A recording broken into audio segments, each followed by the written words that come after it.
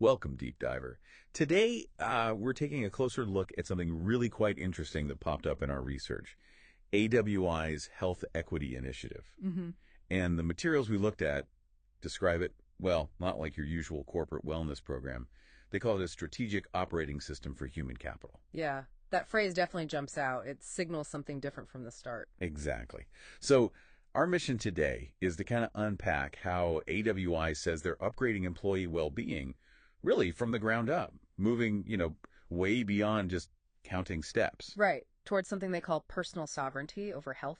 So what's the philosophy behind that? What's driving this whole approach? Well, what's really fascinating, I think, is how they pivot. They move away from that one-size-fits-all model you usually see. Okay. Their core idea is built on these two pillars, metabolic awareness and personal sovereignty.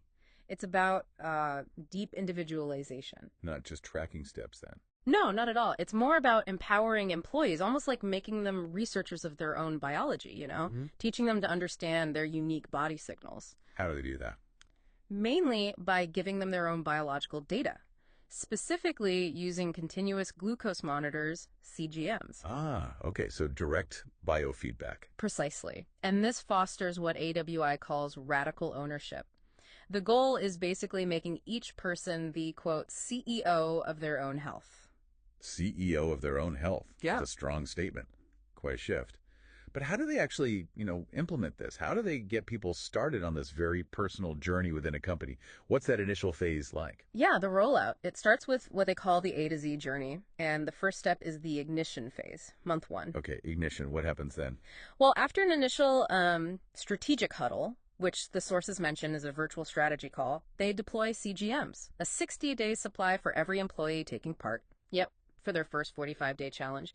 And they also introduce an early incentive pretty quickly, AWI Health Days. Seems designed to get buy-in fast. Interesting. So the CGMs are absolutely central from day one. What comes after that first, say, 45-day challenge? How do they keep the momentum going?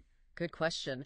The momentum is maintained through what they term the challenge cadence. This runs through months 2 to 9. Challenge cadence. Yeah, basically it means rolling out 2 more 45-day quarterly challenges. And these are supported by a mix of AI-driven insights and actual human coaching in monthly group sessions. So tech and human touch combined. Exactly, trying to give that personalized feedback, but also the ongoing support. Then you get to the mastery phase, months 10 to 12. That wraps up with the final challenge and a big annual impact report showing the company the ROI. Let's talk about those challenges. Yeah. I saw a mention of a quarterly challenge menu with different themes. One called the Sugar Purge caught my eye. Yeah. Sounds challenging. It does, yeah. The menu has these distinct themes. The metabolic reboot includes that sugar purge legendary element, as they call it.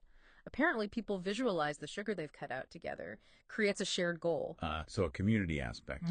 Another one is the deep work sprint, which is focused on like cognitive enhancement. So they target different areas of well-being. And all this runs alongside something called the AWI Metabolic Mastery Challenge, which basically gamifies the CGM data. Top performers earn those health days. Okay, so the challenges are pretty varied. Are there other perks or support systems for employees involved?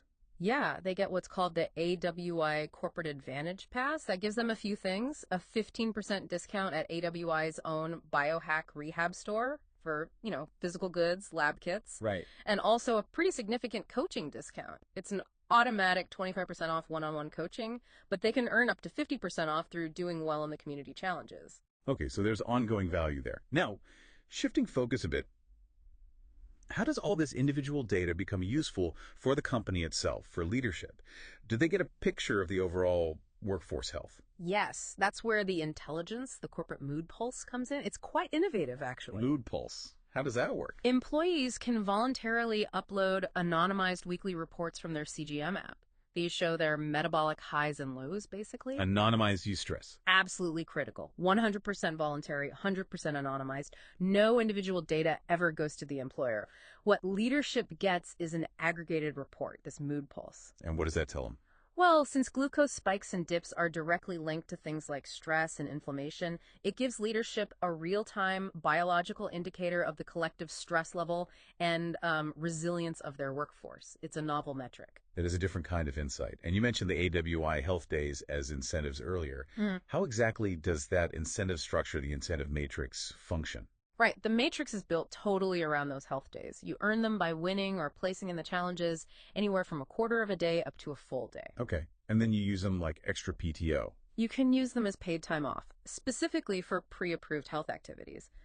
But here's the really unique bit, the tangible benefit.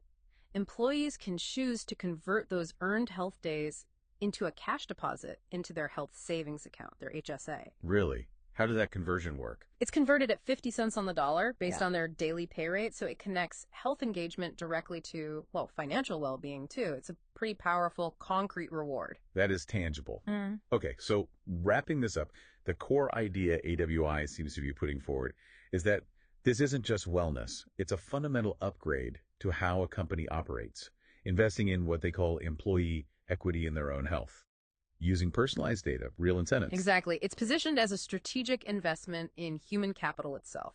So a final thought maybe for you, our listener, to mull over. Considering this deep focus on, personal sovereignty and using real-time biometric data, how might an initiative like this fundamentally change things long term? Not just individual health, but the actual culture, maybe even the productivity of an entire organization down the line. It's definitely something to think about. Where could this lead?